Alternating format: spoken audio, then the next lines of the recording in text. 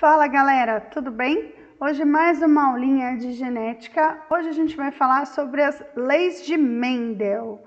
Mendel foi um monge austríaco, ele cultivava ervilhas, ele era botânico, né, biólogo botânico, então ele acompanhava esse estudo das plantas aí e ele cultivava ervilhas do tipo, né, da espécie Pisum sativum.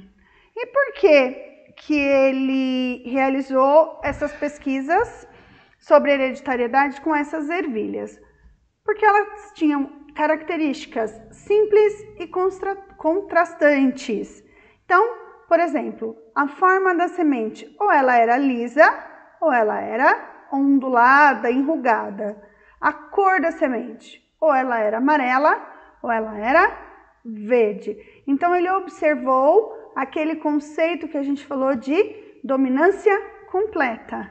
Então, quando ele começou a observar, ele utilizou uma espécie que possibilitava para ele somente a dominância completa, porque ficaria mais fácil dele observar. Outra coisa, essas ervilhas são de fácil cultivo, cada vagem dela tem muitas sementes, então ele poderia observar o nascimento de muitos descendentes. Ela possui a flor hermafrodita, então ela tem parte masculina e parte feminina, o que possibilita a autofecundação ou a fecundação cruzada.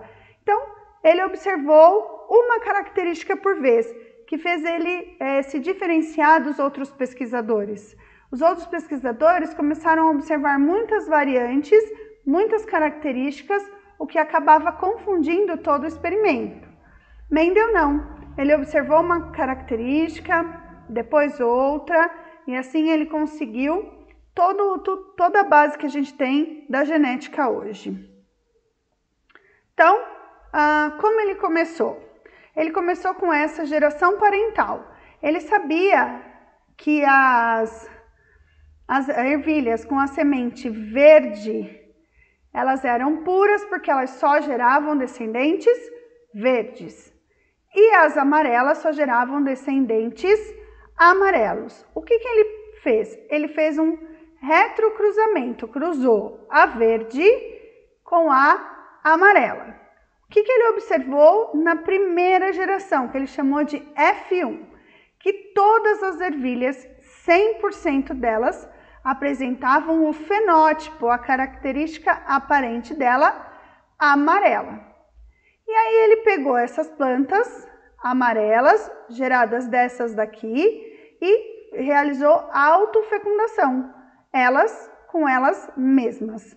E aí ele observou na segunda geração, na geração F2, que ele tinha 3 fenótipos amarelos e um verde, ou seja, 75% dos indivíduos que nasciam dessa autofecundação eram amarelos e 25% eram verdes, que possuíam esses genótipos.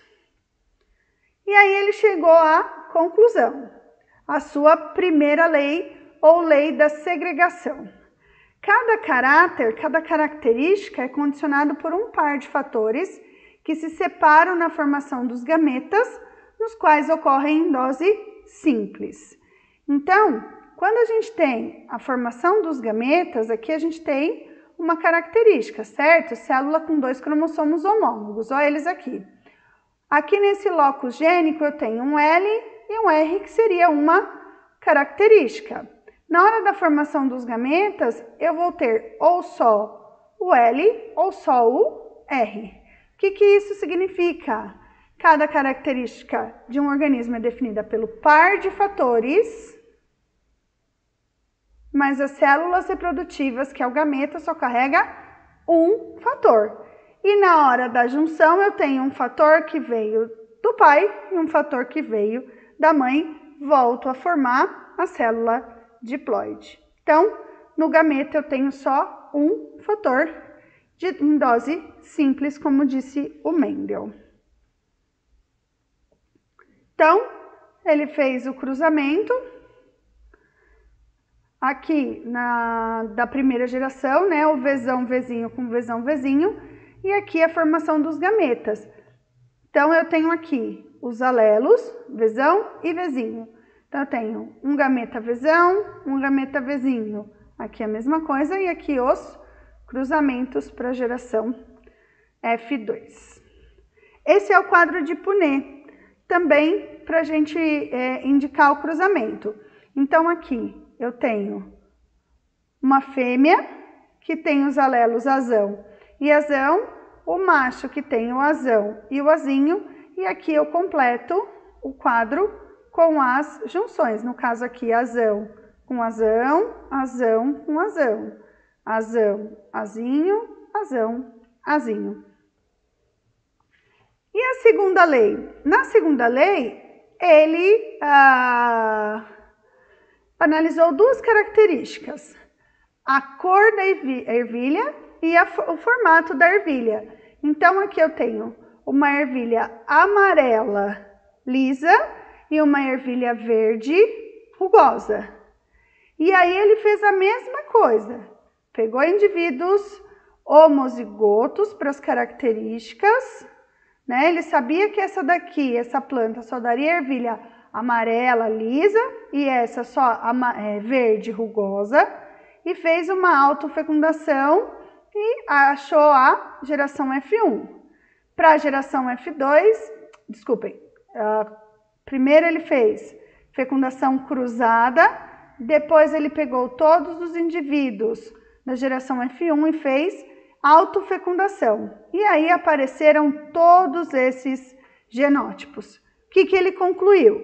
Que em um cruzamento que a gente tem 2 ou mais características envolvidas, os fatores que determinam cada uma se separam de forma independente durante a formação do gameta. E eles vão se recombinar ao acaso e vão formar todas as combinações possíveis.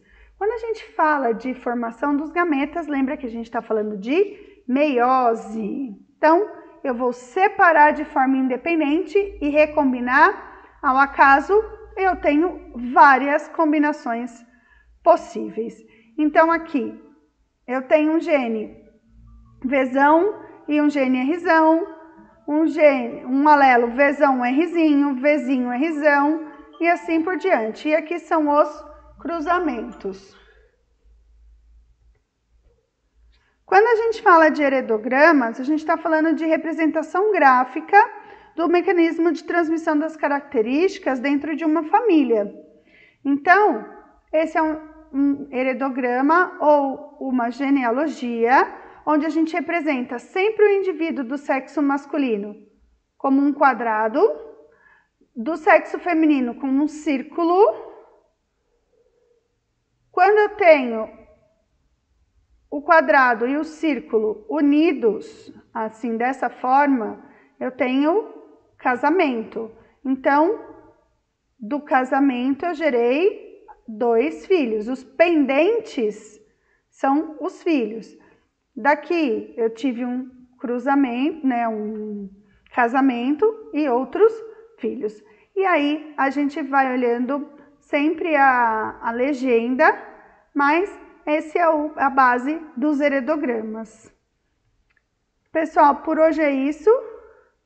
A gente viu então as leis de Mendel, onde as características são independentes na formação dos gametas, e se eu tenho 2 ou mais características, elas vão se recombinar ao acaso. É isso que eu tinha para falar. Aliás, não é só isso. A gente vai falar um pouquinho, eu vou falar rapidamente de probabilidade em genética. A possibilidade de algo acontecer. Então, a gente sempre fala em 100% no caso do Mendel, 100% das ervilhas amarelas na geração F1, 75% amarela, 25% verde na F2. A probabilidade em genética, ela é muito vista, porque a gente precisa conhecer algumas características. Algumas famílias trazem algumas síndromes, algumas doenças, né, algumas características que eles gostariam de saber se tem possibilidade de transmitir para os seus descendentes. Como, por exemplo, uma característica que todo mundo acha maravilhosa, que é o olho claro. Será que eu tenho possibilidade de ter um filho de olho claro? Então, a partir dos genótipos, a gente chega e das probabilidades, né? Dessa segregação dos alelos, a gente chega a essas probabilidades. Pessoal, espero que vocês tenham gostado. É bastante coisa, bastante detalhe, mas deixa um like e a gente se vê na próxima aula. Um beijo.